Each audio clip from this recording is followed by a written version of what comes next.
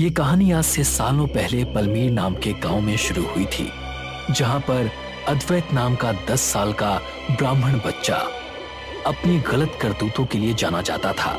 आए दिन गांव में कुछ न कुछ अशुभ हो रहा था।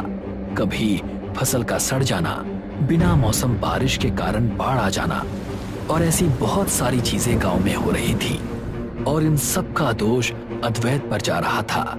इसीलिए एक दिन गांव के 2 व्यक्ति उसे सबक सिखाने की ठान लेते हैं और रात के समय अद्वैत का पीछा करने लगते हैं। अद्वैत आगे आगे भागता है और वो दोनों व्यक्ति हाथ में हंसिया लिए उसका पीछा कर रहे हैं। अद्वैत उन्हें आवाज लगाता है और उनसे पूछता है, आखिर क्यों मेरे पीछे पड़े हो? क्योंकि तेरे कारण इस गांव में श्राप आया है। एक ब्राह्मण होकर तुझे काला जादू करते हुए शर्म नहीं आई? अद्वैत थककर पीपल के पेड़ पर टिककर खड़ा हो जाता है और दोनों व्यक्ति उसे घेर लेते हैं। मैं वही करता हूँ जो मेरा मन करता है। तो हम भी वही करेंगे जो हम कर सकते हैं इस गांव को श्राप से बचाने के लिए। गांव को बचाने के लिए हम एक बलि तो दे ही सकते हैं। दोनों व्यक्ति अद्वैत को घेर लेते हैं और अपने हंसिए से उसे चीर कर रख देते हैं। अद्वैत का खून पीपल के पेड़ पर लग चुका था। दोनों व्यक्ति एक 10 साल के बच्चे को मारने के बाद सुकून पा रहे थे। दोनों व्यक्ति वहां से जाने लगते हैं। एक तेज हवा का झोंका पीपल के पेड़ के पास से गुजरता है। दोनों व्यक्ति पीछे मुड़ते हैं और देखते हैं कि अद्वैत की लाश पीपल के पेड़ के नीचे से गायब हो गई है। ये लाश कहाँ गई? यही होनी चाहिए थी, कहाँ गई? पीपल के पेड़ से काला धुआं आने लगता है और एक भयानक राक्षस पेड़ से प्रकट हो जाता है, जिसकी सूरत देखकर रूह कांप जाए। अद्वैत अब ब्रह्म राक्षस में बदल गया था।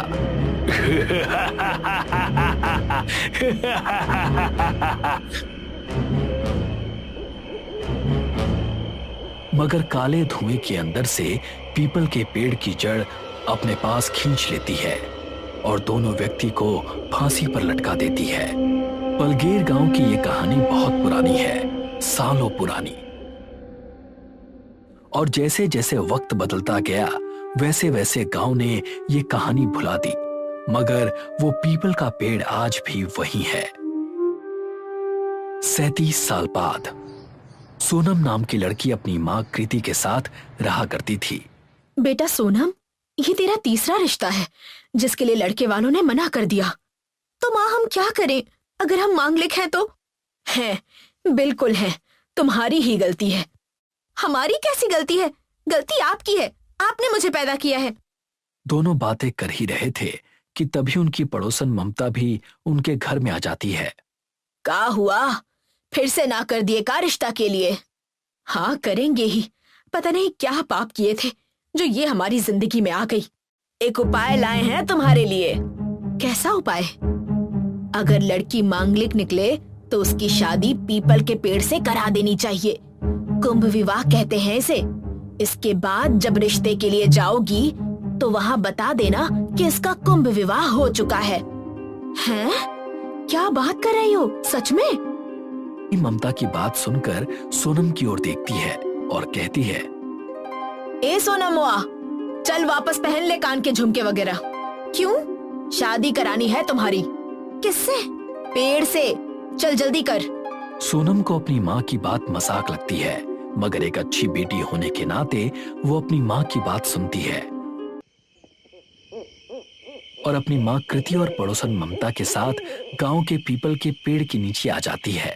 माँ, हम यहाँ क्या कर रहे हैं? कहा तो था तेरी शादी पेड़ से करा रहे हैं। मांगलिक जो है तू। क्या? सोनम के पैरों तले जमीन खिसक जाती है, मगर अपनी माँ की बात सुनकर वो हाँ कह देती है।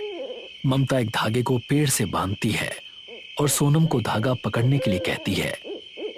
ए लो, इसको पकड़ो और फेरे लगाना शुरू करो। सोनम जैसे ही धागा पकड़ती है उसे एक दृश्य दिखाई देता है जिसमें पीपल का पेड़ तो था मगर उसके ऊपर पत्ते नहीं थे। सोनम के चेहरे पर डर था। मम्मी, आंटी, कहाँ हो आप सब? सोनम को पीपल के पेड़ से आवाज आती है, यहाँ हैं वो लोग। और देखती है कि उसकी माँ कृति और पड़ोसन ममता पेड़ पर फांसी पर लटके हुए हैं। ये दृश्य देखकर सोनम की आंखें फटी की फटी रह जाती हैं। सोनम जोर जोर से चीखने लगती है।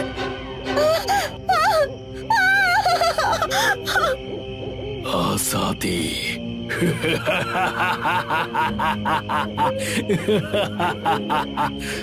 बेटा, बेटा सोनम। सोनम होश में आती है। उसकी आंखों में आंसू थे। कहा बेटा, पेड़ से शादी ही तो करा रहे हैं, तुम तो गांव में हमारा तमाशा बना रही हो। क्या हुआ सोनम? कुछ नहीं, बस बुरा सपना था। हाय, खड़े खड़े सपना देख रही है। सोनम अपने 7 फेरे पेड़ के साथ ले लेती है और प्रथा के अनुसार पेड़ से शादी कर लेती है।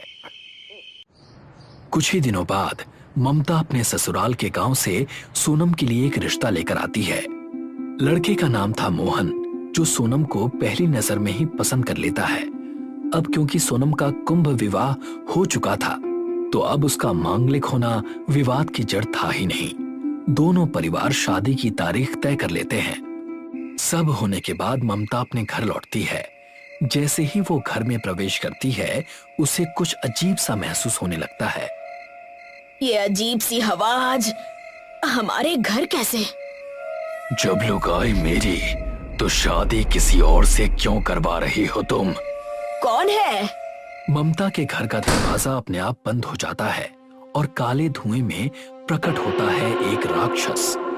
हमको छोड़ दो, हमने क्या किया है? सोनम चाहिए मुझे, मेरी लुगाई चाहिए। ले जाओ उसको, हमको नहीं पता था वो तुम्हारी लगाई है। राक्षस ममता पर हमला कर देता है और उसे उसी के घर में लटकाकर मार देता है।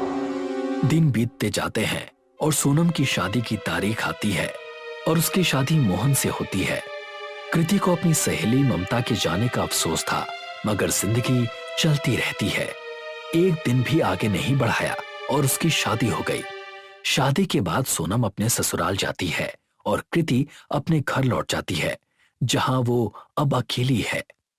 मेरी बेटी की शादी हो गई ममता, मगर तू ना आई। पता नहीं क्यों तूने खुद की जान ले ली। क्यों मुझे अकेला छोड़ गई तू?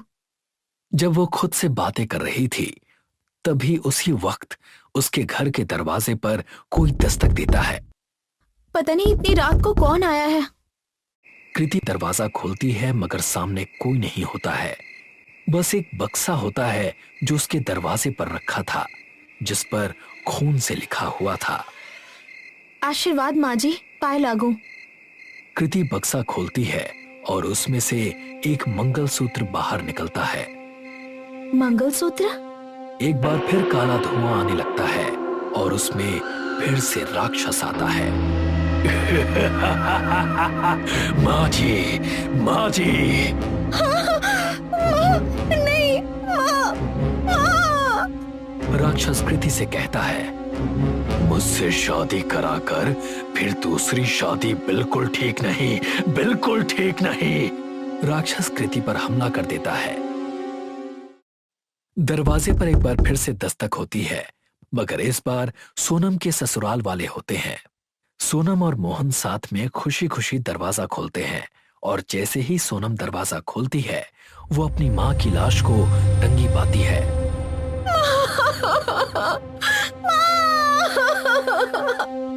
सोनम अपनी माँ की लाश को देखकर बेहोश हो जाती है और मोहन की रूह कांप उठती है। मोहन अब ध्यान से सोनम की माँ के हाथों में देखता है, तो वो देखता है कि उनके हाथों में एक चिट्ठी और मंगलसूत्र लटका हुआ है। मोहन चिट्ठी समेत मंगलसूत्र को निकालता है और चिट्ठी पढ़ता है। मैं आ रहा हूँ, मेरी जान तुम्हारे लिए, मुझे माफ कर देना, मैं मंगलसूत्र देना भूल गया था। मोहन चिंतित हो जाता है और वो समझता है कि कोई तूफान उनकी तरफ आने वाला है।